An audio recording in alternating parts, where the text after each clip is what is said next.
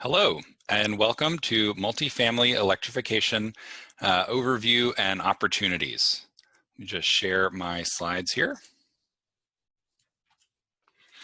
So my name is Nick Young. I'm a Senior Project Manager with the Association for Energy Affordability, and I'm really excited to talk with you about some of the work we've been doing in multifamily electrification and some of the really exciting opportunities there are in this space.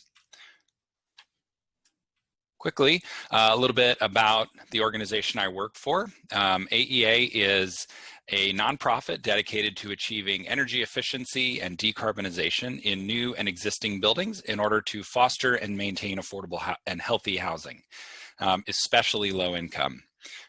We have our primary offices in New York and California, and we deliver energy efficiency programs, energy research and demonstration projects, energy audits and green building design and construction services for new and existing buildings. As far as electrification goes, we're currently providing 4, perhaps more, multifamily electrification programs in California, as well as direct consulting to buildings on electrification best practices. So let's jump right in to our agenda for today.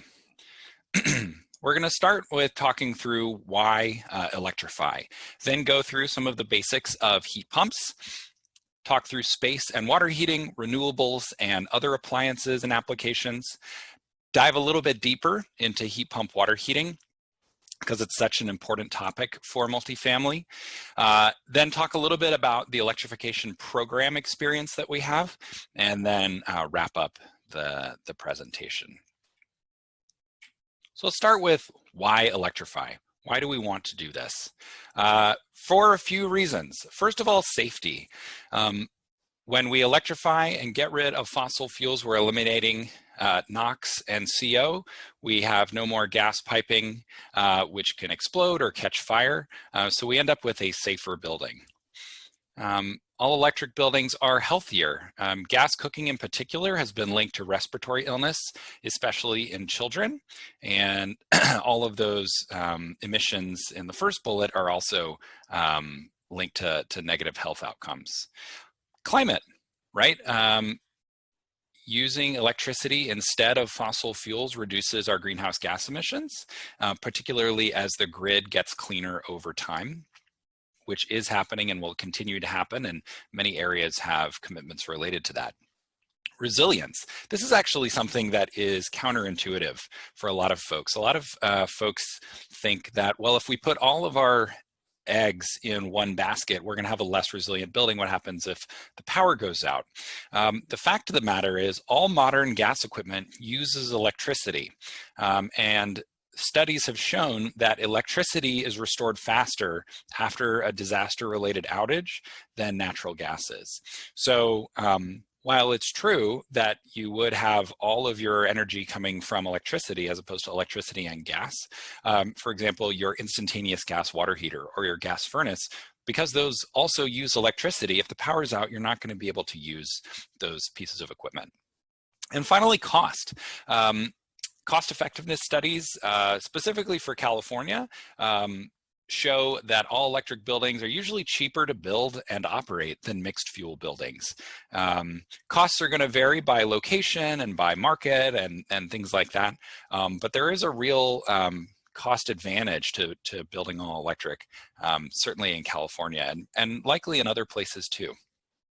And then sort of the last piece under cost is that if you look at the overall cost to society to decarbonize and to meet our climate goals that California and many other states have set and that have been established through various international treaties, turns out building electrification is a relatively low-hanging, relatively speaking, quite easy thing to do to move toward meeting those climate goals.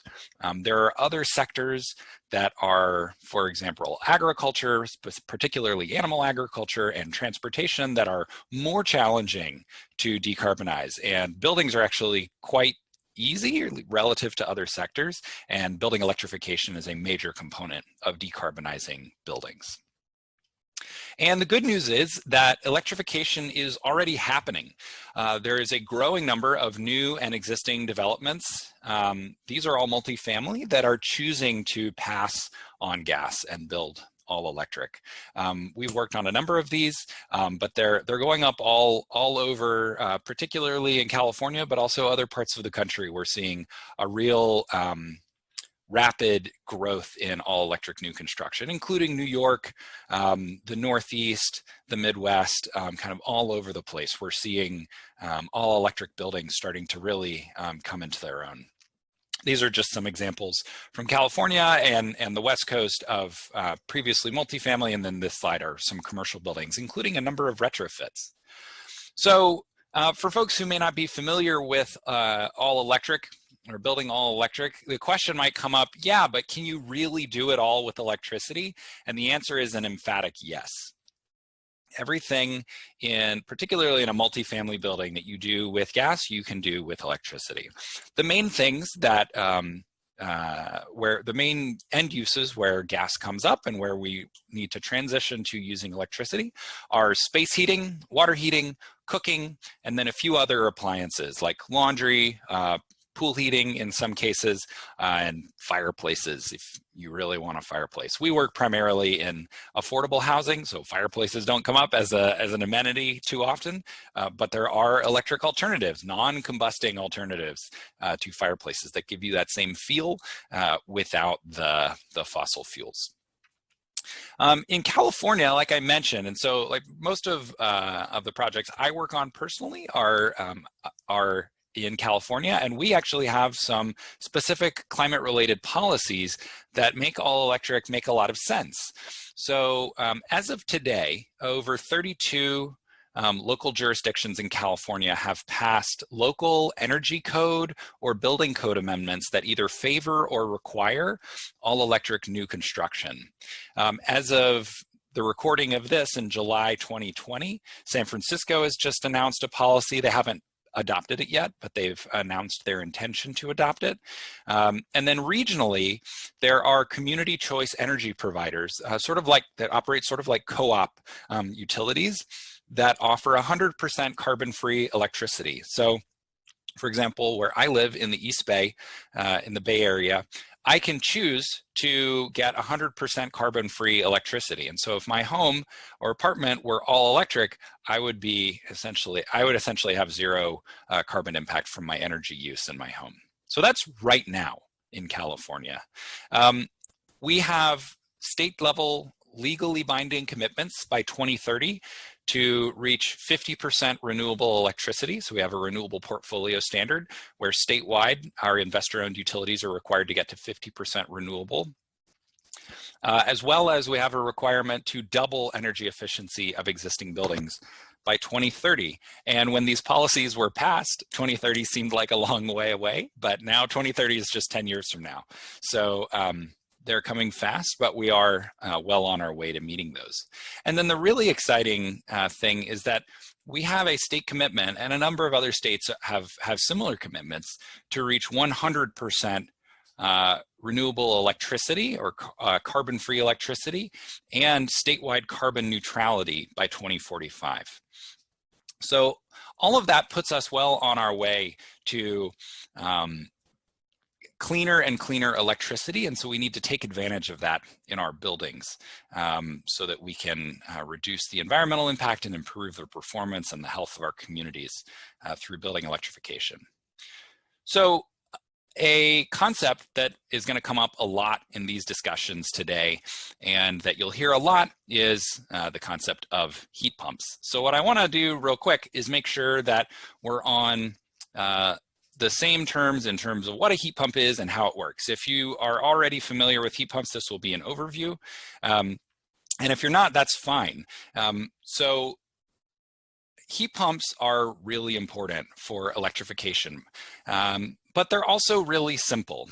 I think people have a notion that they're really complicated, but they're actually not. So a heat pump is something that actually everybody is already familiar with because most people, I would say probably at this point, everyone has a refrigerator or has interacted with a refrigerator, right? A refrigerator moves heat from inside the refrigerator into the room that the refrigerator is in, right? That's why we feel heat coming off the bottom of the refrigerator or on the back of the refrigerator. It's actually pulling heat from inside the fridge and dumping it to outside the fridge. Same with a water fountain that dispenses cold water.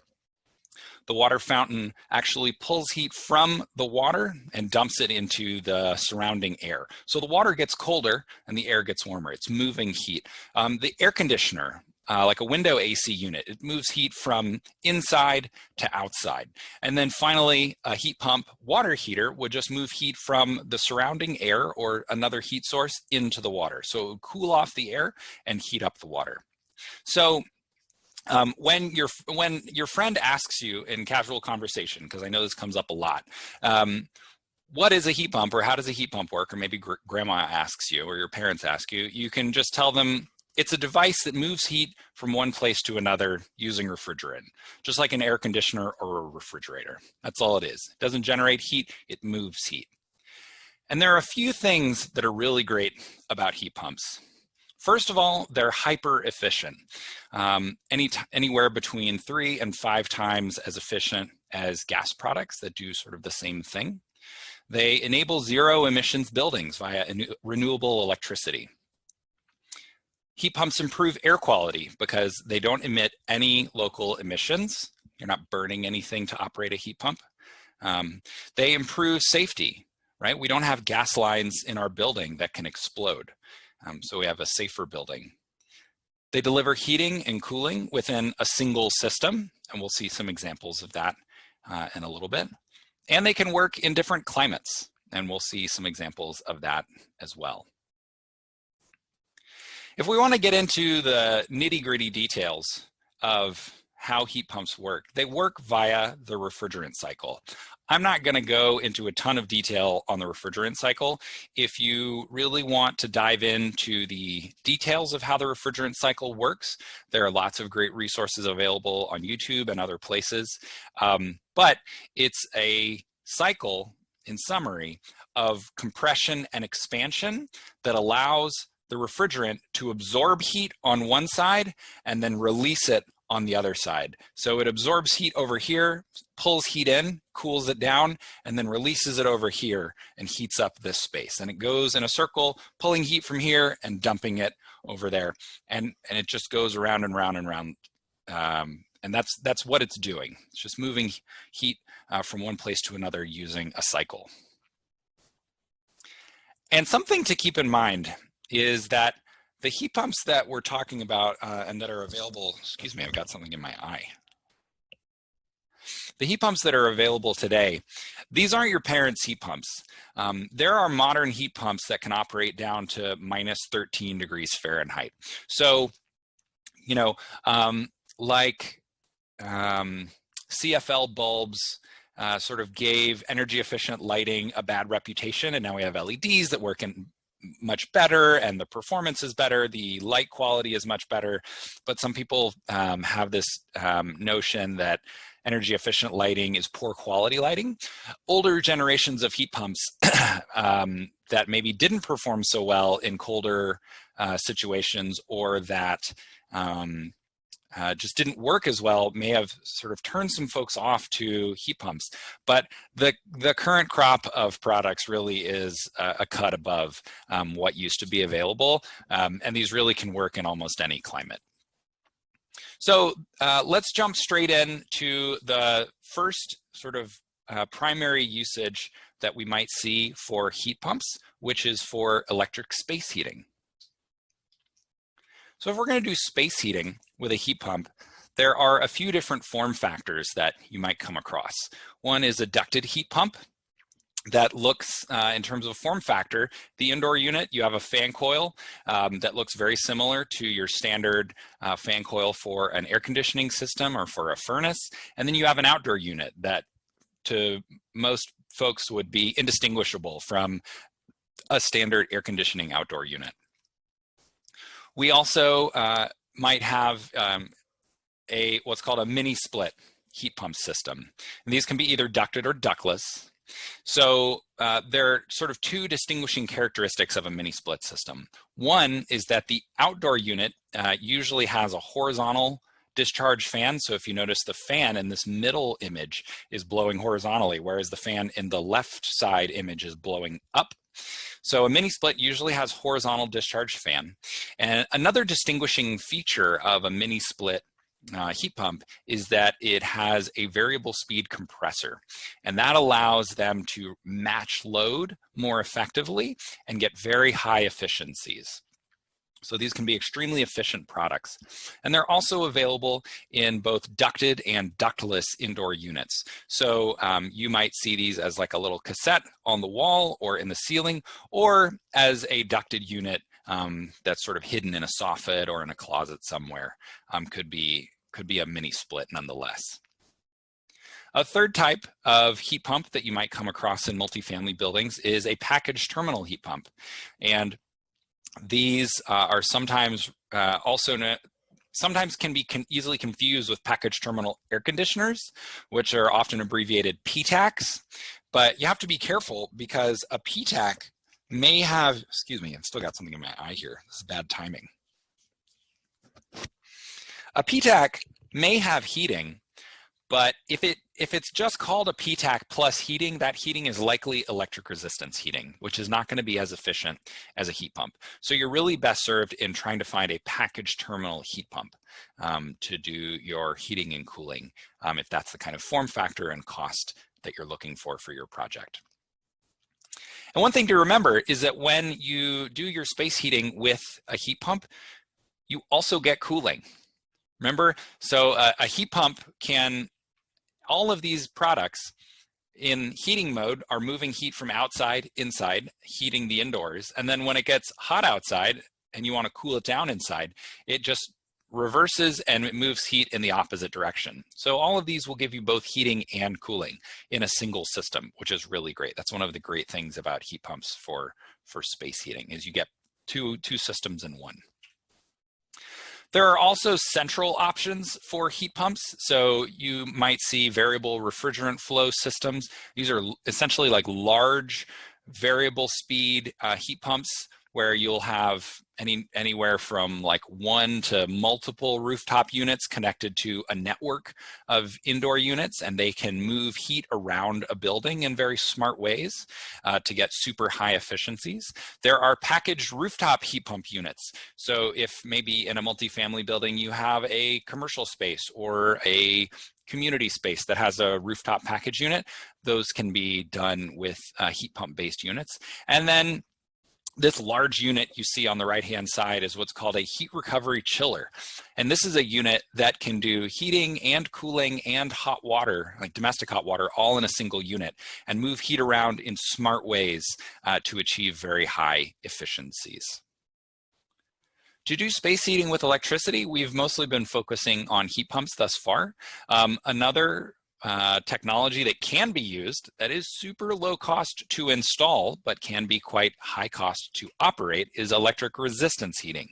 This is appropriate in some applications. The key considerations for electric resistance is that it is 3 to 4 times less efficient than using a heat pump. So it's a very inefficient way to heat a space. So if you're going to use it, you need to have really good envelope and really good ventilation system to reduce your loads. If you have a very, very, very small heating load, an electric resistance heater could work just fine. If you barely have any heating needs at all, it's a very inexpensive system type to put in, but you really need to get your loads down first to consider electric resistance heating. Another thing about electric resistance is that you might incur an energy code compliance penalty for installing it. In a lot of jurisdictions, that's the case. In California, it's becoming almost impossible to meet energy code with electric resistance. It's very, very difficult. And then finally, you don't get cooling with electric resistance. So if you're in a climate zone where you want heating and cooling, if you install electric resistance, you're going to have a separate system for cooling. So just some things to keep in mind. So that's a quick overview of space heating with electricity and just some basic system types. Now let's move on to water heating. So With electric water heating, we're going to focus on heat pump water heating. And the first and kind of most basic type of heat pump water heater is an individual or unitary heat pump water heater. And these come in really two styles. A split type where you have a tank and a heat pump that are two separate units. That's what you see on the left-hand side. And then a combined type heat pump water heater where the heat pump and the tank are all one integrated unit. And these are really designed to look very similar to a traditional residential gas tank water heater. And probably lots of people who don't work on these machines and don't deal with this very often would just say like, oh, it's a water heater and not know the difference. And it does just heat water. It is actually quite boring for normal people. I get very excited about them, but they're just water heaters that use heat pumps instead of combustion. So in terms of form factor, they are pretty similar to a standard residential tank type water heater. I would say this installation is probably a bit overkill. We'll have some examples later of like slightly tighter installations. I think they built way too big of a closet for this water heater. This is, I think, entirely unnecessary. But just to give you an idea of the size of the units, this is an example. So that's residential heat pump water heaters or individual heat pump water heaters. There are also central systems. So large multifamily buildings often have central water heating, and there are products available that have larger capacities and are connected to large external storage tanks, or some with integrated tanks that do water heating. So large commercial heat pump water heaters from a variety of manufacturers and actually using a few different types of refrigerants. So these are just some example photos. This is from a company called Colmac, which is based in the Pacific Northwest. It's a rooftop installation. And this is an example of a system from a company called Nile that is based in the Northeast. And this system is actually installed on top of an all-electric dormitory in San Francisco. And this system has been operational for about a year now, although with everything that's happening in 2020, I'm not sure if anybody's living in that dorm at the moment. But yeah, so it just gives you an idea of the form factor, and these systems are serving a set of large tanks connected to a building with, I think, over 190 beds in it. So it's a very large building. So just to give you some idea. So that's a sort of very quick overview of heat pump water heating. We're going to dig a lot deeper into it in a little bit. Another way to heat water with electricity other than a heat pump, if you have a very small hot water demand, is you could potentially use a point of use electric water heater. So these should only really be used at fixtures where you have very infrequent use and at very low flow rates. So particularly in California, these incur a significant energy code compliance penalty, and they may in other jurisdictions as well. But it's just that they use a lot of electricity, and so they're not efficient for large hot water uses. If you have a very small use, or you have a fixture that's used very infrequently, or it's really far away from a central plant, then this could be a useful application. Like I think of, like a restroom in like near a pool that only gets used part of the year. People want to wash their hands. They don't want cold water. But you don't need like a separate tank type water heater or like a recirculation loop going there all the time. You can just put one of these there. It gets used almost never, and so the fact that it's not very efficient is not a big deal. So common area restrooms are a common application of electric resistance water heaters, but definitely not apartments. We would not recommend that ever for an apartment. So what about renewables and water heating systems? Traditionally, with gas water heating, we have used solar thermal as a way to preheat the incoming water to our gas water heating plant and reduce the amount of gas that our system uses to heat the water. However, with heat pump water heating, now we're using electricity to heat our water. And there's some other dynamics to a heat pump water heating system that we'll see later. And so the question is starting to come up. Do we do solar PV or do we do solar thermal for a heat pump water heating system?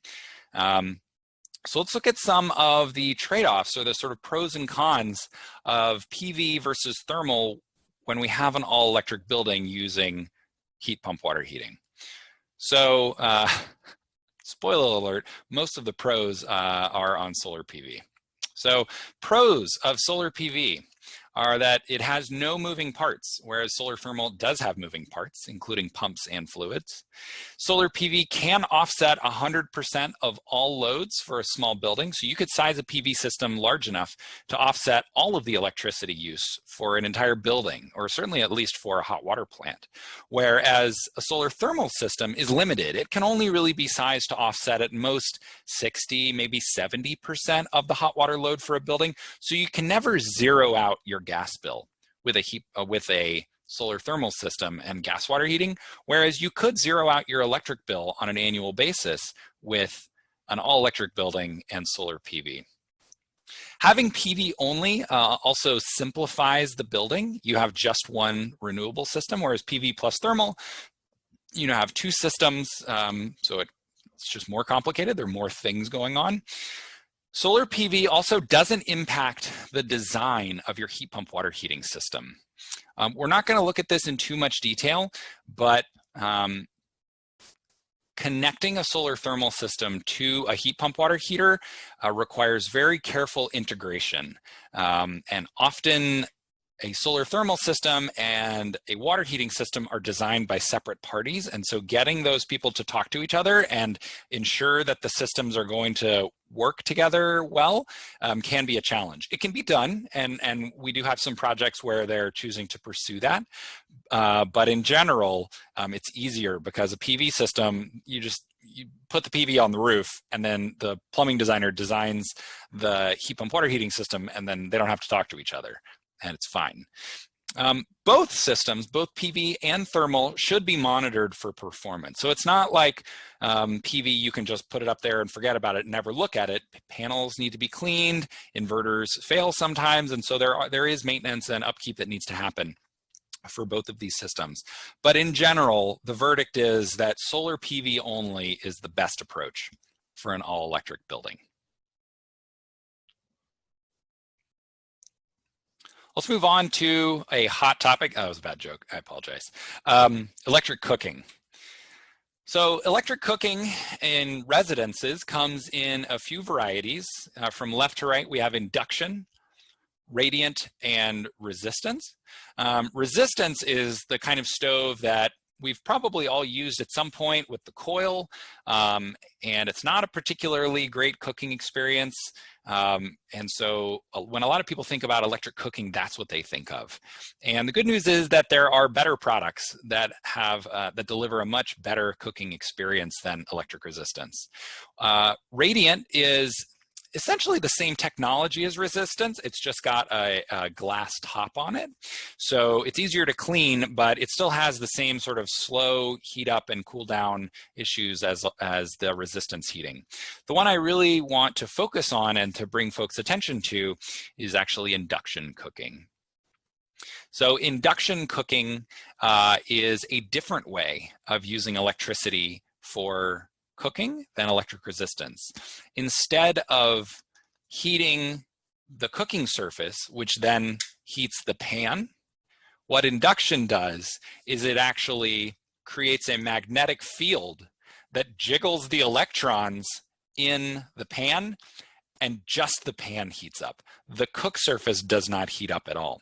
And so it's much faster, much more efficient. So there are a lot of things that are really great about induction. And I'll explain this weird graphic and this weird image in just a second. No one has a half pan. So induction has the fastest response time of any heating type. And this is lab demonstrated, faster than gas. So people talk about, oh, gas is responsive.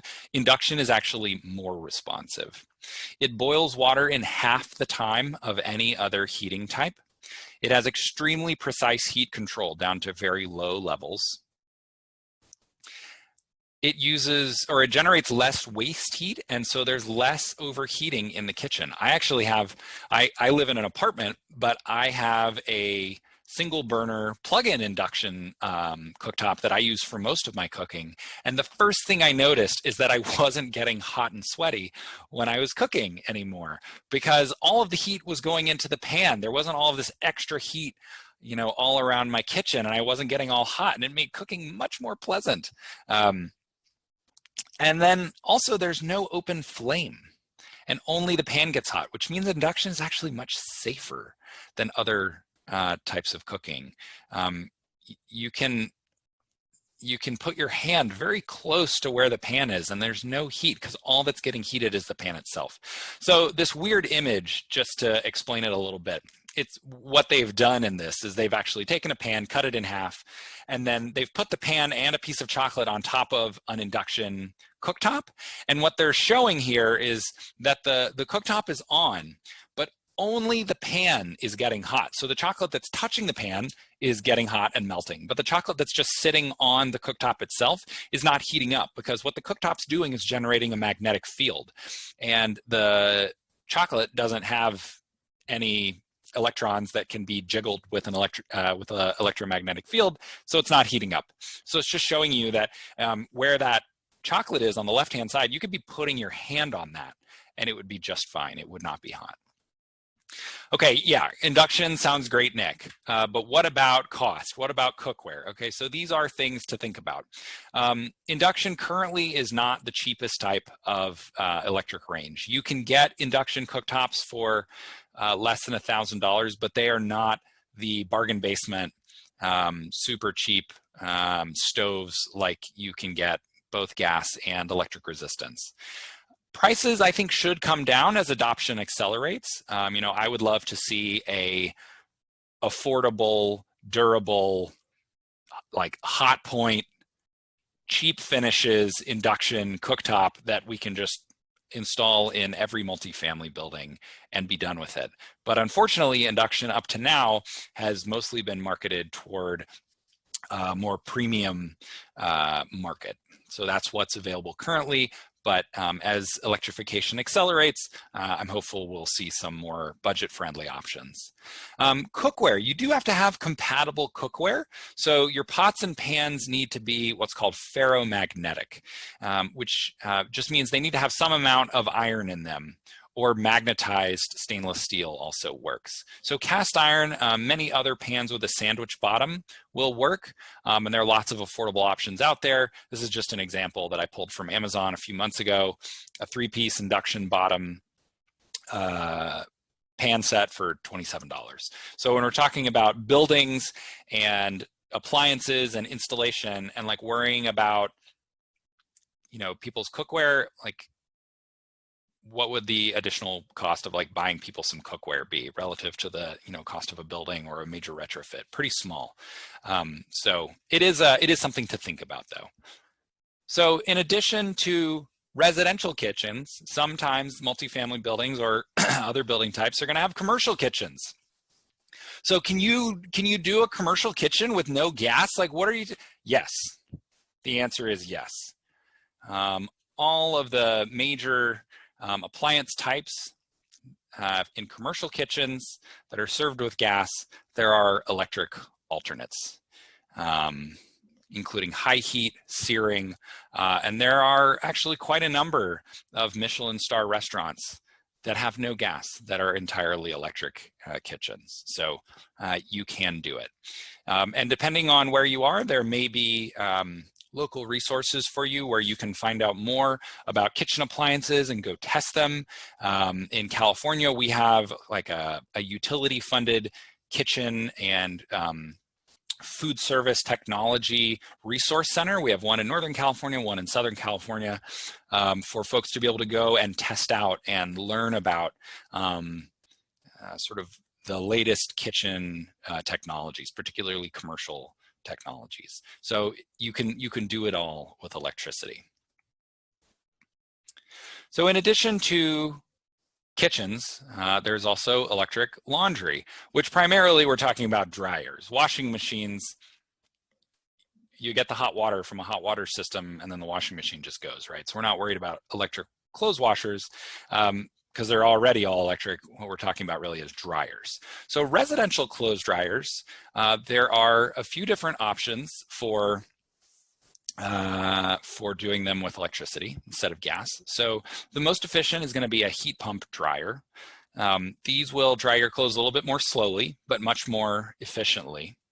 A more common electric dryer option is an electric resistance dryer. This is what most people think of when they think of an electric clothes dryer. These use quite a lot of electricity, quite a lot. They're not particularly efficient, but we are in America and we are used to cooking our clothes in an oven so that they're dry almost instantly after we wash them.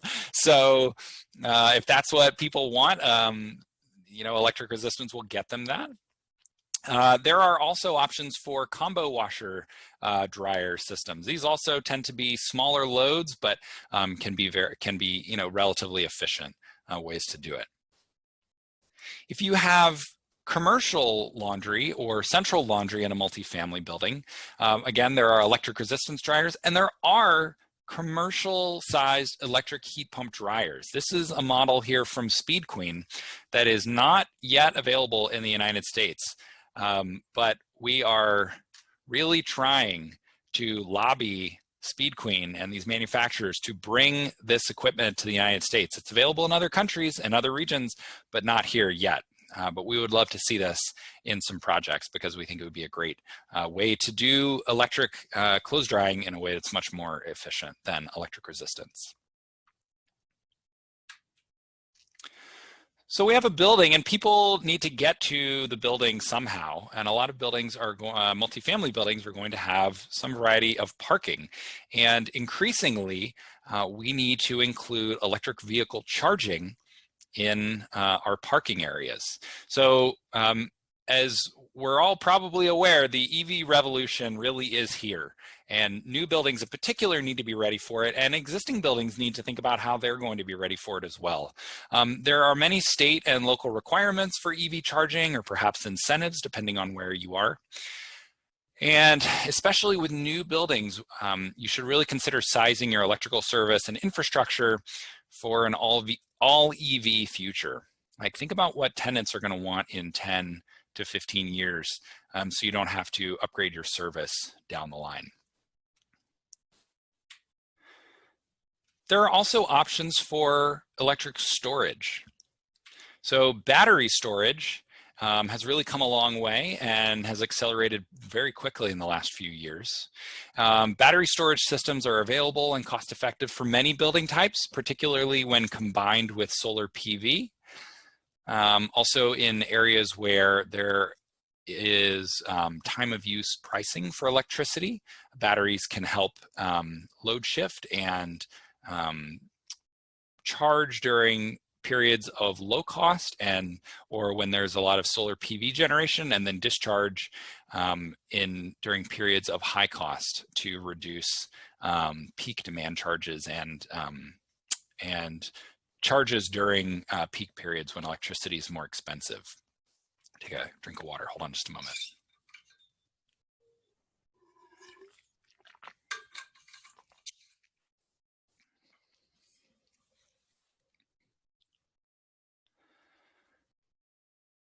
So batteries can work for some building types, not all, but it's worth investigating and talking. Often a solar PV provider will be able to help you with batteries and help you work through whether it makes sense for your project. In addition to that, what if we have a pool or a spa at our building? Like I said, I work in mostly affordable multifamily, so there are not many pools and spas, but pools and spas are out there. So can you heat them with electricity? Of course you can. There are heat pump pool heaters. They are pretty boring looking boxes. It's just a heat pump that heats pool water. I'm not gonna really go into it in too much detail, but they're out there. Recovery can be challenging. So like startup at the beginning of a season, because these heat pumps are they're very good at heating kind of slowly over a long period of time and keeping a pool hot, but kind of getting a pool hot that first time at the beginning of a season might be a challenge. But anyway, talk to your local pool contractor and see, what the options are for you. So if we're doing everything in our building with electricity, what does that mean? That means we have just electricity coming into our building, but we have a little bit more than we would likely with a mixed fuel building. So all electric buildings eliminate gas costs, including gas main extensions, gas meters, interconnection fees, and in-building gas infrastructure. But with all of our systems powered by electricity, even if it's very efficient, we're likely going to have a slightly larger electrical service requirement. So it's really important on an all-electric project, whether it's new construction or retrofit, that you consult with an electrical engineer very early and ensure that they know that the project will be all electric.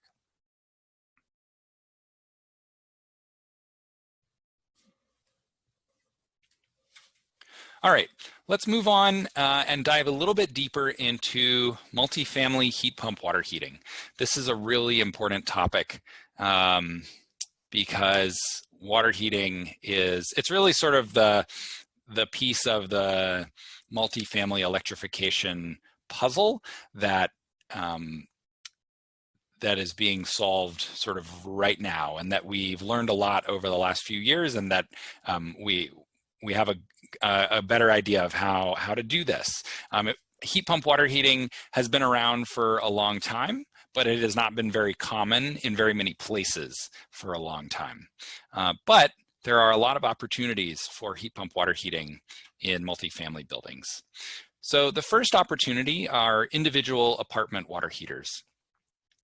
These numbers are, I think, from California, but roughly 11% of apartments in California have unitary electric water heaters and 39% have unitary gas water heaters. So there are a lot of individual water heaters.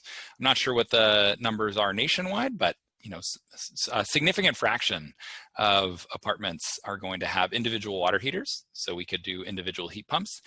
Then there's also central water heaters, so central plants serving an entire multifamily building. And then other opportunities for heat pump water heating for things like shared laundry or pools and spas. So let's talk about individual heat pump water heaters. So we've seen this graphic before. This just shows our split heat pump water heater on the left and our combined heat pump water heaters on the right. So what are some things to keep in mind for residential apartment water heaters? So the key thing is that it's the same technology as single family. So if you have an individual apartment that's getting its own heat pump water heater, it's the same thing as single family. Some nuances to multifamily are that water heaters are often located in an internal or external closet. There may not be a garage, like a separate garage for a multifamily unit, so it's often in a closet. There can be real challenges to ducting or having enough volume. Some of these heat pump water heaters, a heat pump needs to be able to exchange air, either with the inside or the outside, but you can't just shut it in a closet and close the doors and seal it up. It has to have some way of doing air exchange, and so that can be a challenge if it's in a really tight closet. Sometimes there can be limited electrical panel capacity and breaker space for a heat pump, although that can be dealt with. There are some models that are available that use only 15 amps worth of capacity, so that can that can really help. There is some additional complexity if there are dedicated circuit runs that are needed. If you have Wi-Fi on the unit and there's tenant turnover, that can be a challenge.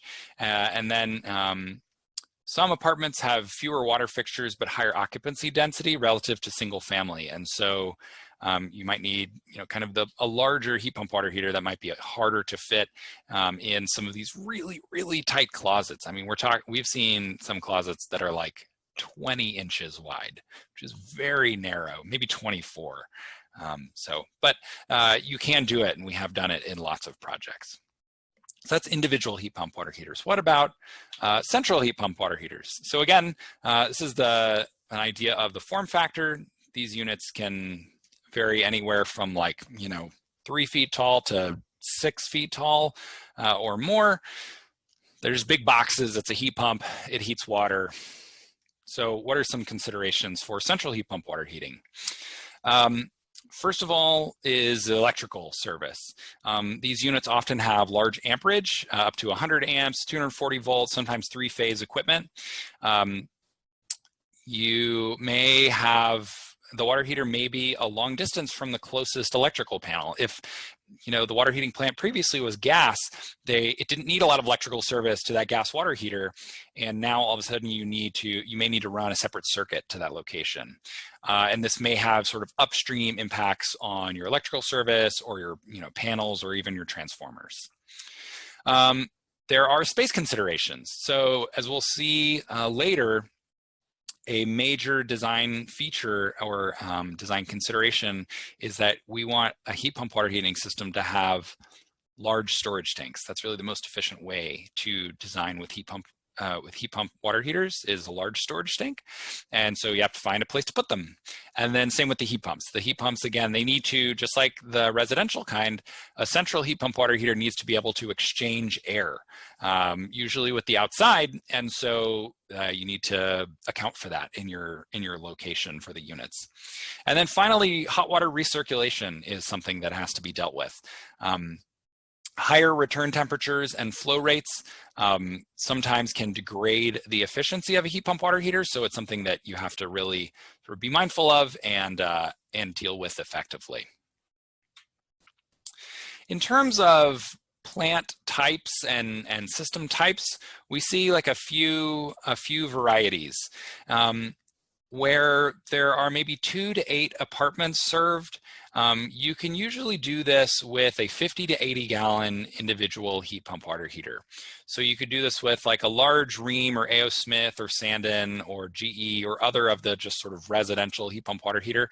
You maybe could connect 2 of them in parallel, and that's a central system, right? You're just using a residential heat pump water heater and maybe a larger one and connect a few together, and that's a central plant. When you have anywhere from 10 to 25 apartments, it becomes harder to use just those residential type systems. And so you might have a central tank type or split heat pump water heater. So this could be done with an A.O. Smith tank type heat pump water heater, a Sandin-based system. It's a CO2-based heat pump water heater where you can gang up multiple water heaters together, connected to a storage tank. And then when you have 30 or more apartments, we're talking central heat pump water heater with a large storage tank or sometimes multiple tanks.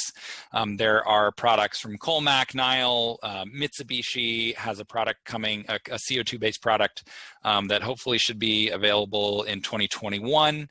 That we're really excited about. Rheem has a product from Australia that hopefully they'll bring to the United States. I think the number of products available in this sort of central applications and larger loads is going to really grow a lot over the next few years as manufacturers respond to the really rapidly growing market for central heat pump water heating. So some examples of installs of central heat pump water heating. This is a Colmac-based system. Which just gives you an idea of the size of the unit. It's about 3 feet high. Looks kind of like a mini split heat pump, but slightly bigger, and it's connected to some storage tanks. Pretty boring. It's like sounds very space age, but it's really not. Again, this is that system in San Francisco at the dormitory. This is another Colmac-based system. I believe this one is actually a retrofit, as was the first Colmac-based system. And then this system, which looks quite complicated, is actually not very complicated. It's quite simple. This is a Sandin-based system. So each of these large tanks on the left is connected to a bank of 4 small heat pumps. So on the right-hand side, you can see one set of 4 that's connected to one of those large tanks. This is a retrofit system with a number of small CO2-based heat pump water heaters installed on a roof. So you can do these both new construction and retrofit. The nice thing about these small CO2 heat pump water heaters is they're actually single phase. So you don't need 3-phase power. And so the power requirements are quite low, and these can perform really great. So how do we configure a central heat pump water heating system? There are a few different things to think about. And generally speaking, you might want to configure a heat pump water heating system or pipe a heat pump water heating system differently from how you would pipe a traditional gas-based water heating system. So we'll start with a basic system configuration. And this is what's called a single pass heat pump water heater. And it's called single pass because the way it's designed is that the heat pump water heater pulls cold water from the bottom of the tank. It heats it, so that water might be 40, 50, 60 degrees. It heats it all the way up in a single pass to 140, sometimes 150 degrees, and then puts that water in the top of the tank. And it heats it from all the way cold, all the way up to hot in a single pass. And that's how this system works. With this type of system, you can see that it's going to heat, the tank will be heated sort of from the top down, right? It's going to pull water from the bottom, heat it up, put it in the top, and then our stratification is going to move down the tank as the tank gets charged. And so you're going to end up with a highly stratified storage tank with very hot water and a very small or very narrow band of transition, and then colder water at the bottom. So you can get a lot of storage, effective storage out of a system like this. So that's a single pass heat pump water heater. A different approach is to do multi-pass.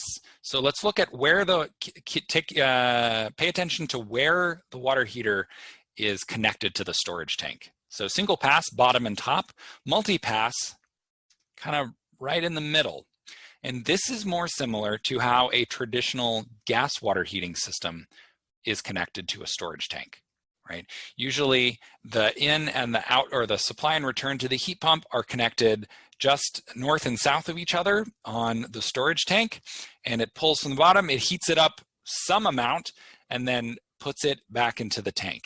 And so that tank, it may be somewhat stratified, but it's not going to be nearly as stratified as our single pass system. And so a heat pump water heater operating in a multi-pass configuration is going to heat the water in multiple passes. So it might pull in 60-degree water and heat it up to 70 degrees, and then pull in 70-degree water and heat it up to 80 degrees, and then 80 up to 90. And it's going to heat the entire tank sort of slowly over time. So you'll still get some amount of stratification in your tank, but it won't be nearly as stratified as a single pass system. And so this is an example of a different way of configuring a heat pump water heating system. So again, single pass, pulls from the bottom, heats it all the way up, puts it in the top. Multi-pass, pulls it from the middle, heats it up a little bit, puts it back in, and then sort of continuously does that over time to raise the overall temperature of the tank slowly up to set point. So that's single pass and multi-pass. So let's go back to single pass and then talk about recirculation. So let's say we have a single pass heat pump water heater like we have here in this diagram. So it wants to pull cold water from the bottom and dump that super hot water in the top, and then that goes out to the building. That's great. What happens when we have recirculation? Well, traditionally, recirculation connects directly to the cold water makeup, right? It just tees right in to the cold water going into the storage tank.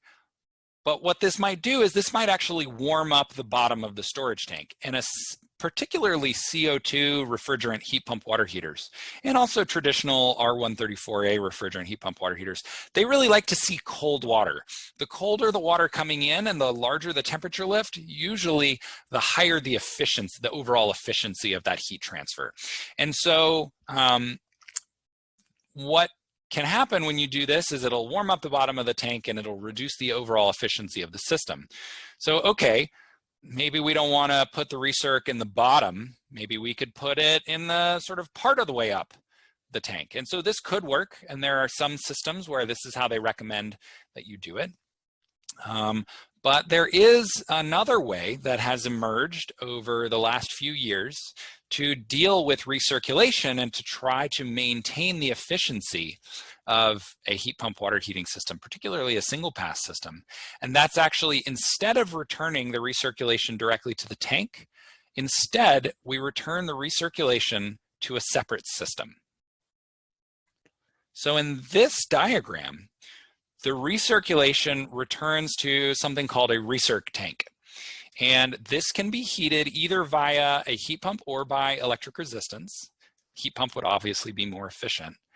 And so the result of this is that you have a Recirc tank that is handling all of the Recirc load.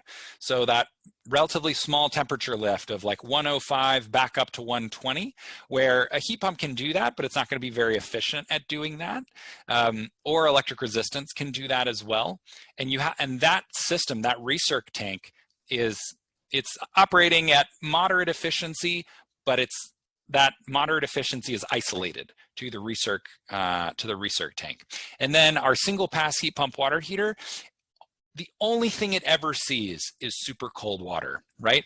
The only time we get cold water flowing into that system is when someone opens a fixture and hot water leaves the system. And so that single pass heat pump water heater in this system diagram is going to operate at maximum efficiency.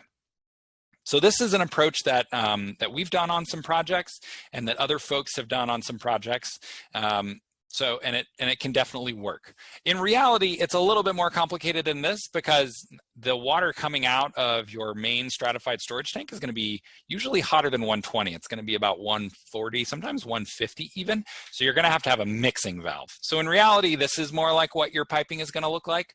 But the idea is that you have a single pass water heater and a Recirc tank. And so that's sort of how I would refer to this type of system configuration, single pass with a Recirc tank. So we call this a Recirc tank because all it's handling is the recirculation load. If you notice, there's no way for water from our main storage tank to get into the Recirc tank. Like, it can't do it. The Recirc tank only ever sees Recirc return coming into it, and then the only flow that leaves is based on the Recirc pump itself. There is a slightly different way of configuring a system like this. So what I'd like you to pay attention to between this and the next slide is where the water coming out of the main storage tank goes. So in this configuration, it just goes straight to the mixing valve. You could also instead send it into your second tank. And that's what this scenario is.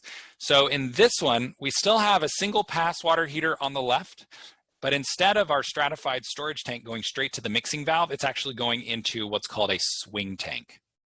So our recirculation is still going into that same tank, but now our main storage tank is feeding that tank as well. And this can also be fed by, or the swing tank can be heated via a heat pump or electric resistance. And this is a particularly good strategy if you are worried that there may be times when your main heat pump water heater won't be able to keep up with the load, or perhaps it doesn't have the low ambient performance for your climate, and so you need to make sure you have a supplemental heating source. You can use a swing tank, and so that is there to kind of do any additional lift up to temperature to make sure that you're always meeting set point.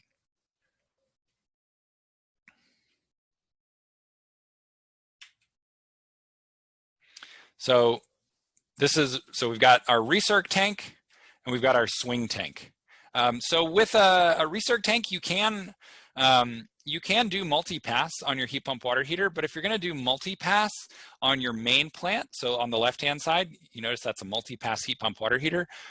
For me, if we're doing a multi-pass for our main plant, why not just return the recirculation directly to that? It's capable of handling small temperature lifts. This is a much simpler system, right? So, you know, each of these configurations has advantages and disadvantages. So really important to talk to the manufacturer of the system that you are specifying for your building and ask, like, should your system be single pass or multi-pass? How do we handle recirculation? Do we need a swing tank? Can we return the recirculation directly to the tank? And follow the manufacturer's recommendations, because ultimately they're the ones who are the experts on the most efficient way to use their equipment. So just a quick overview of heat pump water heaters and some key design considerations. First of all, optimal sizing is likely going to have more storage than a gas-based water heating system. It is critical, and I cannot stress this enough, that the design engineer should not use the same sizing parameters as for a gas water heating system. If you do, I guarantee you will get a very expensive heat pump water heating system. So with a heat pump based system, you want large storage, and so you can have smaller heat pumps. That's really the goal. And heat pump water heating manufacturers are aware of this. They know that their systems are most efficient when paired with large tanks. And so, talk to them and say, like, hey, I really want to have more storage and smaller heat pumps, like, help me do that.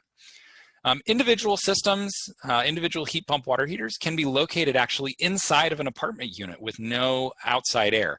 Your refrigerator is always dumping a little bit of heat into your kitchen, and we were used to that. That's just normal life.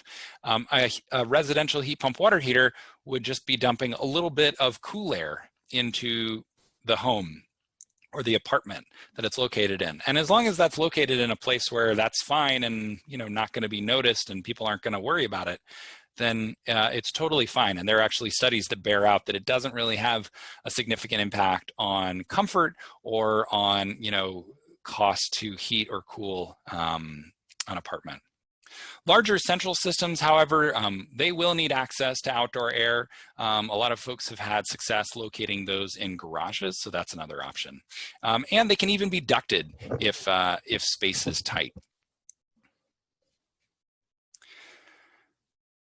One really great thing, adding to all of the really great things about heat pump water heating is that we have seen significant energy savings from their installation. So this is an example of an existing building retrofit where the only change on the gas side was getting rid of gas water heating, and then we added heat pump water heating, as well as on the electric side, did an LED lighting upgrade, domestic hot water controls, and low flow fixtures. And if you notice, the energy use goes way down. And you're like, okay, great. But what about costs? Costs also go down.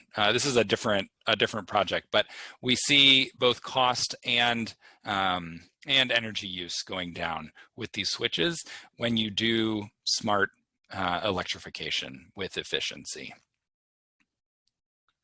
So this is a good segue into some information on multifamily electrification programs. So in terms of the electrification programs that AEA works on, they come in a few different types. There are low-income multifamily whole building programs, general multifamily whole building programs serving both low-income and market rate. There are low-income multifamily individual measures and also general multifamily individual measure programs. There's also direct install, midstream, and new construction programs available for electrification.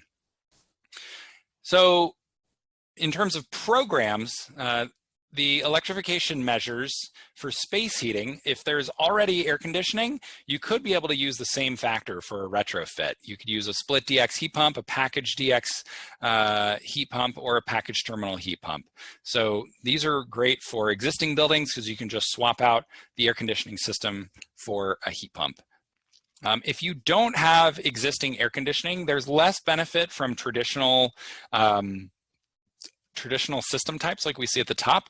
And so it's worth considering new equipment types. So things like mini split heat pumps, which we discussed earlier, as well as high performance unitary heat pumps. So this unit on the lower right is a really great unit with very low electric usage that we're starting to see in some installations. It's called the Innova unit. I think they may have changed the name for like copyright reasons, but if you search Innova heat pump, you'll find it. Water heating electrification. We've talked a bunch about water heating. You can do heat pump water heaters, both for in-unit residential systems, central multifamily, dedicated laundry, or pool heaters. Other measure opportunities like electric cooking, laundry. You do need to think about electrical capacity, and some programs provide funding to increase electrical capacity for doing these measures. Complementary programs and programs that can really work well with electrification are solar PV, electric vehicle charging, battery storage, or load shifting programs can be great to pair with electrification measures. So really the smart way to go about doing electrification in a program space is to do electrification and energy efficiency together. So if we can reduce our loads, it helps us make our equipment smaller, easier, and cheaper. So high performance envelope and ventilation systems enable us to install smaller heat pumps for space heating. If we have efficient plumbing fixtures and distribution, that means we have smaller and simpler heat pump water heaters, and also more reliable heat pump water heaters, particularly on the recirculation side. It's really critical to deal and to control your recirculation so that your heat pump water heater will perform well. And then finally, when we do all of these things effectively, we end up needing a smaller renewable energy system to offset our overall energy usage.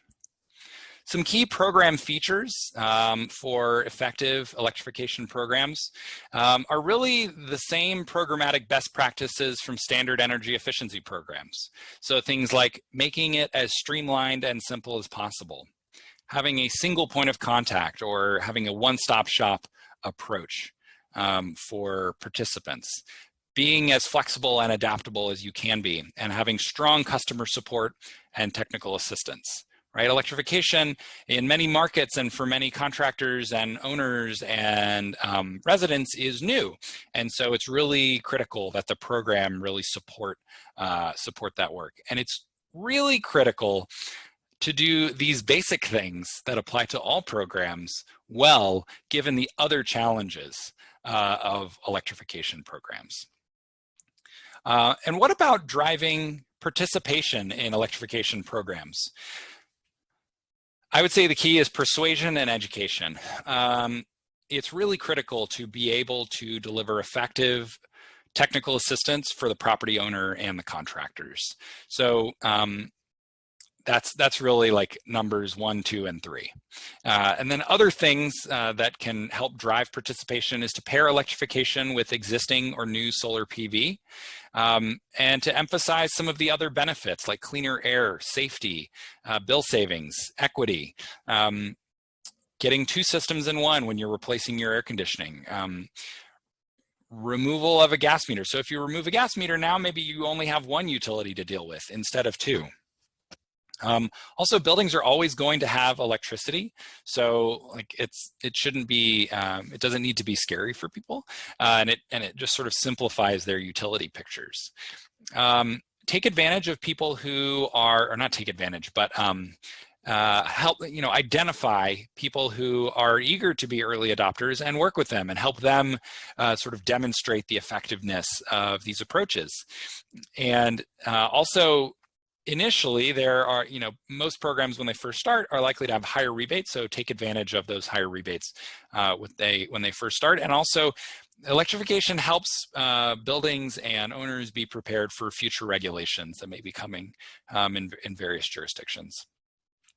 So challenges to electrification projects that we've seen include electrical upgrades, which means space for new or dedicated breakers, sometimes building modifications, upfront equipment cost, consumer knowledge, contractor knowledge, system sizing, particularly around heat pump water heaters, but also space heating and cooling. You know, if you do a bunch of envelope upgrades, you don't want to just install a space heating or cooling system that's the same size as what you had before. It'll be overkill, right? You have a much more efficient building. You can install a smaller system.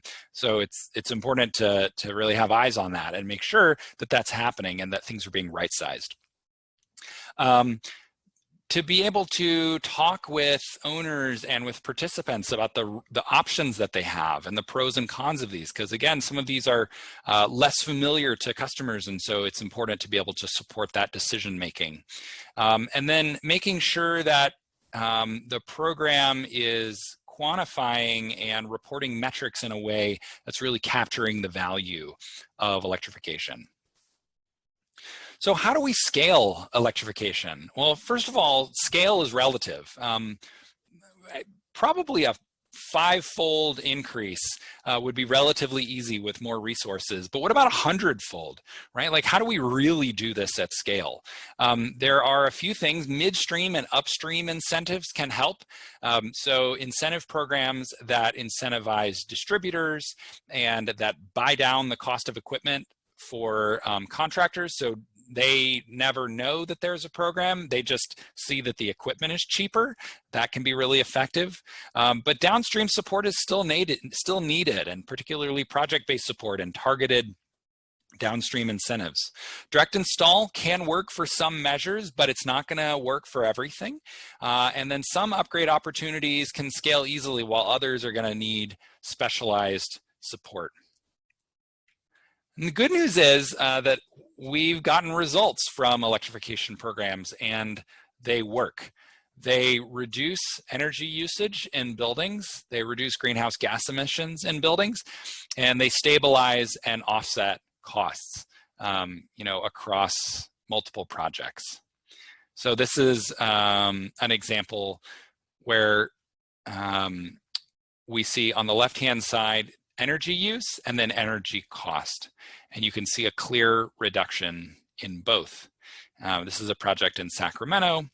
They switched from gas water heating to central heat pump water heating, and they saw significant savings from doing it. So it really does work. The data bears it out. And so we're really excited about the opportunities and the progress that's being made on electrification in multifamily buildings. So in conclusion, I just want to share with you all the excitement that the all-electric future is here. Many jurisdictions in California and elsewhere in the country either are considering or have passed policies that favor all-electric buildings or are incentivizing electrification. And really, based on, at least here, our legally binding goals for the state, new gas infrastructure will really be a stranded asset before it's paid off. So we really need to start thinking about this now. And also, as building electrification accelerates and more folks move off of gas onto electricity, fewer and fewer gas customers are going to be sharing the burden of fixed system costs, increasing gas rates. So there are a lot of sort of positive reasons to electrify, and there are also reasons to let's pull off of gas while we still can and before it gets too expensive, particularly for affordability. So with that, I just want to say thank you very much for joining me for this discussion of electrification in multifamily buildings. I hope you've learned some things, and it's been fun to share these things with you. And if you have any questions, please don't hesitate to get in touch. Thanks so much.